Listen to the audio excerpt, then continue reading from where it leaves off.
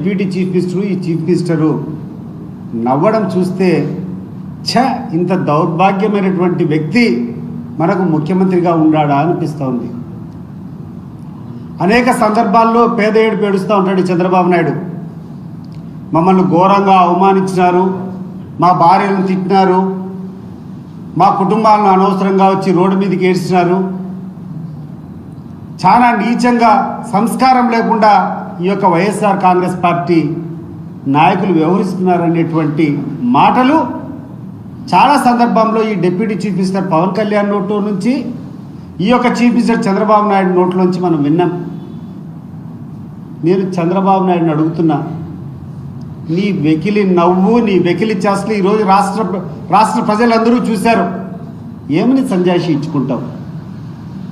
ఈ రాష్ట్రంలో గడిచిన 10 సంవత్సరాల్లో జరిగినటువంటి అన్ని ఎన్నికల్లో మొదట కానీ రెండో స్థానంలో వచ్చినటువంటి హోదా కలిగినటువంటి జగన్మోహన్ రెడ్డి గారి మీద ఈ రకంగా మీరు స్కిట్లేసి నవ్వుకుంటున్నారంటే నీ యొక్క సంస్కృతి ఏంది అని చెప్పి నేను చంద్రబాబు నాయుడును ప్రశ్నిస్తున్నా.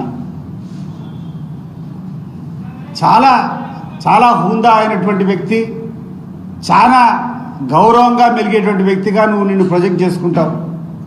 నేను అడుగుతున్నాను చంద్రబాబు నాయుడు, ఈ యొక్క హేళన ఇది ఒక్కటే కాదు, గడిచిన కొన్ని రోజులుగా నువ్వు చేస్తున్నటువంటి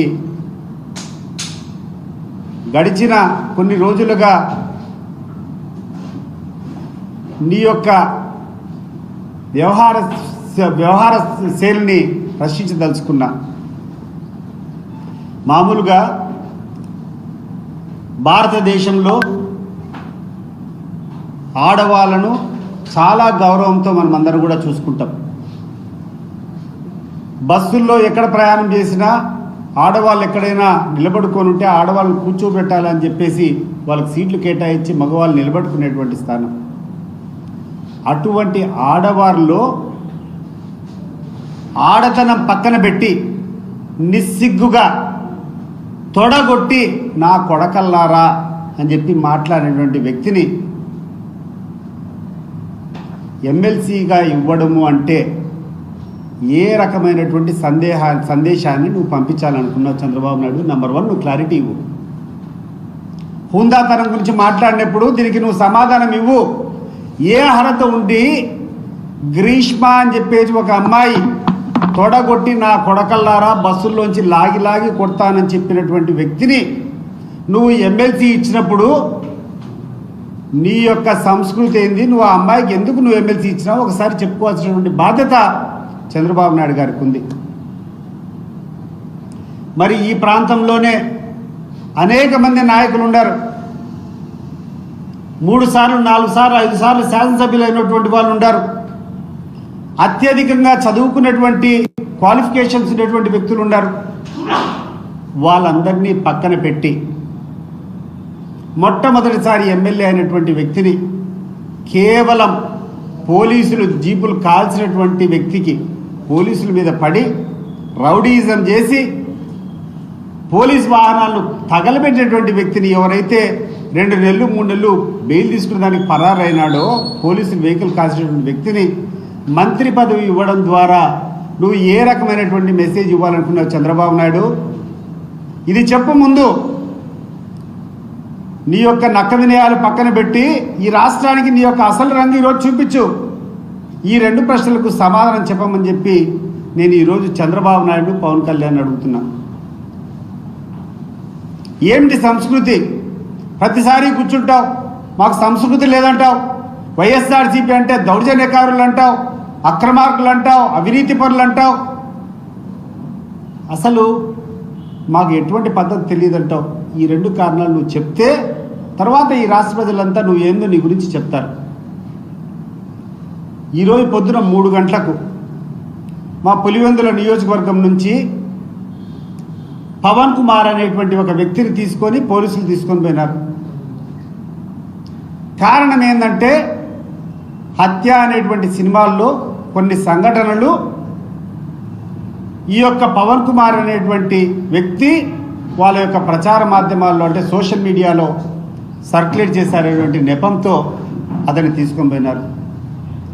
నేను అడుగుతున్నాను పోలీస్ వారిని, ఏం తప్పు చేశాడయ్యా పవన్ కుమారు? ఒక సినిమా తీశారు, ఆ సినిమా సెన్సార్ సర్టిఫికేట్ అయిపోయింది, సెన్సార్ సర్టిఫికేట్ ఇచ్చారు. సెన్సార్ సర్టిఫికేట్ ఇచ్చారంటే దాంట్లో తప్పు లేనట్టే కదా. ఒక సినిమాలో ఉన్నటువంటి క్లిప్పింగ్లు నువ్వు సర్క్యులేట్ చేస్తే వివేకానంద రెడ్డిని హత్య చేసినటువంటి దాంట్లో ప్రధానంగా ఉన్నటువంటి నిందితుడు పోలీస్ స్టేషన్కి పోయి ఫిర్యాదు ఇచ్చినాడని చెప్పి ఆయన కుటుంబ సభ్యులను ఆయన తల్లిలో ఏదో అగౌరవపరిచినట్టు దాంట్లో ఉన్నాయని చెప్పి మాట్లాడితే పవన్ కుమార్ అని చెప్పి ఒక అబ్బాయిని తీసుకొని పోయి ఈరోజు స్టేషన్లో పెట్టారు. ఇప్పటికి కూడా స్టేషన్లో ఉన్నాడు ఆయన. నేను అడుగుతున్నాను పోలీసులు, ఈ ప్రభుత్వాన్ని, ఏం తప్పు చేశాడు పవన్ కుమార్? అసలు ఒక హంతకుడు, వివేకానంద రెడ్డి కేసులో హంతకుడు సునీల్ కుమార్ అనేటువంటి ఒక హంతకుడు నీకు ఒక కంప్లైంట్ ఇస్తే దాని మీద ఆగమేఘాల మీద పోయి మాట్లాడుతున్నావే, అసలు ఎక్కడ పోతుంది ఈ తెలుగుదేశం ప్రభుత్వం? నేను అడుగుతున్నాను. దీన్ని బట్టి అర్థం కావడం లేదా? ఈ సునీల్ కుమారు, ఆ తర్వాత ఈ హత్య చేసుకున్న వాళ్ళందరూ ఒకటే పార్టీ, ఒకటే కథ అనేది అర్థం కావడం లేదా? మీరేమో సినిమాలు తీస్తారు, మీ సినిమాల్లో మీరు ఎంత అంటే అంత అశ్లీలంగా చూపించవచ్చు, అంత అన్యాయంగా పిక్చరైజ్ చేయొచ్చు, దాని మీద కేసులు ఉండవు, దాని మీద ఏం మాట్లాడేటి ఉండవు. వివేకం అని చెప్పి ఒక సినిమా తీశారు, దాంట్లో ఎంత దౌర్భాగ్యంగా ఉన్నాయంటే మా యొక్క లీడర్ను ఎంతో గౌరవంగా మేము చూసుకునేటువంటి వ్యక్తుల పట్ల మీరు చూపించినటువంటి పిక్చరైజ్ చూస్తే ఏమనాలో కూడా అర్థం కాదు. అంత హృదయం ద్రవించే రకంగా మీరు పిక్చరైజ్ చేశారు. అయినా మేము మాట్లాడడం లేదు. ఎందుకు మాట్లాడడం లేదంటే అవి చెప్పుకోవడం మాకు సిగ్గుచేటు. ఇటువంటి వెధవలు ఏమైనా చేస్తే దాన్ని మళ్ళా పబ్లిసిటీ ఇవ్వాలని చెప్పి మేము అనుకుంటాం. కానీ మీ యొక్క తెలుగుదేశం, మీ యొక్క జనసేన వంటి నాయకులు, మీకు సిగ్గు లేదు, మానం లేదు. మీ భార్యను తిట్టేట్టు మీరు గొప్పగా చెప్పుకుంటారు. ఆ సంస్కృతి మాకు లేదు. మేము చెప్పుకోం, వాడమ్మ వాడు ఎవడో వెధవడో మాట్లాడితే వాడి కర్మకు వాడిని పోని చెప్పి మొదలు పెడతాం. అవి చూపించి మీరేమో ఒకవైపు సానుభూతి పొందాలని ప్రయత్నం చేస్తారు, ఒకవైపు మాకు సభ్యత లేదని చెప్పి మీరు చూపించే ప్రయత్నం చేస్తారు, ఒకవైపు సింపతి పొందేదాన్ని మీరు ప్రయత్నం చేస్తారు.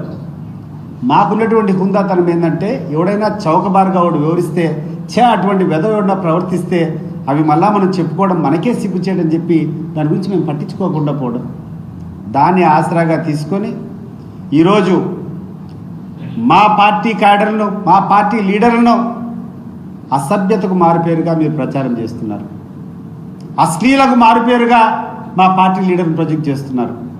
నేను అడిగినటువంటి ప్రశ్నకు సమాధానం చెప్పు. చంద్రబాబు నాయుడు అండ్ పవన్ కళ్యాణ్ మీ ఇద్దరు అసెంబ్లీలో జరిగినటువంటి సాంస్కృతిక కార్యక్రమాల్లో మీ వెకిలి చేష్టలు ఎప్పుడు నవ్వడు చంద్రబాబు నాయుడు. ఏ రోజు కూడా నవ్విన పాపాన పోలే. అటువంటి వ్యక్తి వెకిలిగా సునకానందంతో కొట్టుమిడిచి అని గచ్చబెట్టి నవ్వినాడు. ఏమయ్యా అంత నవ్వు ఎందుకు వచ్చింది నాకు అర్థం కావడం లేదు. చంద్రబాబు నాయుడు చెప్పు ఒకసారి. నీ భార్యను ఎవడైనా అన్నప్పుడు నువ్వు పడతావు అదే మాట, అప్పుడు రాదే నీకు నవ్వు, ఇప్పుడు ఎందుకు వచ్చింది నవ్వు అని అడుగుతున్నా. మరి నువ్వు కూర్చొని మాట్లాడతావు నిజాయితీ గురించి, నీతి గురించి, అసభ్యత గురించి, అశ్లీలత గురించి. ఇవన్నీ మానుకోమని చెప్పి నేను చంద్రబాబు నాయుడికి హితవిస్తూ, ఆయన అసలు రంగు ఈ రెండు సంఘటనలు బట్టి బేరుజు వేసుకోవాలని చెప్పి ఈ రాష్ట్ర ప్రజలకు అందరికీ కూడా నేను మరొక్కసారి మనవి చేసుకుంటున్నా. ముగ్గురికి తెలుగుదేశం పార్టీ తరఫున ఎమ్మెల్సీలుగా ఇటీవల ఇవ్వడం జరిగింది ఎమ్మెల్యే కోటాలో. ఆ ముగ్గురిలో కావలి గ్రీష్మ అనేటువంటి అమ్మాయి, ఆమెకు ఉన్నటువంటి అర్హత అంతా తొడగొట్టి వైఎస్ఆర్ కాంగ్రెస్ పార్టీ లీడర్లను, నాయకులు నా కొడకల్లారా లాగి కొడతా అని చెప్పి తొడగొట్టేటువంటి అమ్మాయికి నువ్వు ఎమ్మెల్సీ ఇవ్వడం ద్వారా నువ్వు ఏ రకమైనటువంటి సందేశాన్ని ఈ రాష్ట్ర ప్రజలకు ఇవ్వదలుచుకున్నావు చంద్రబాబు నాయుడు గారు? నువ్వు చెప్పు. నంబర్ 1. నంబర్ 2, ఈ రాష్ట్రంలో అనేక మంది, ఎస్పెషల్లీ ఈ జిల్లాలో, ఈ రాయలసీమలో అనేక మంది రెడ్డి కులంలో బాగా చదువుకునేటువంటి వ్యక్తులు ఉన్నారు.